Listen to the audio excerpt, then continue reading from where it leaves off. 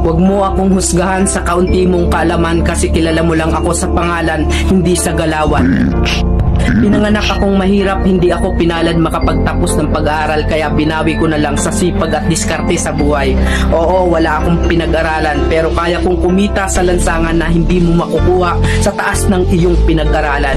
Bago mo ako husgahan, daanan mo muna lahat ng napagdaanan ko para malaman mo kung sino at bakit ako ganito.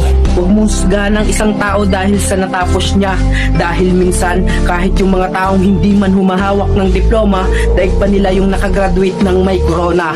Bawat tao may kanya-kanyang kwento sa buhay. Kaya bago mo sila husgahan, alamin mo muna ang kanilang pagkatao at tingnan mo muna ang sarili mo. Baka malala ka pa sa tinitira mo.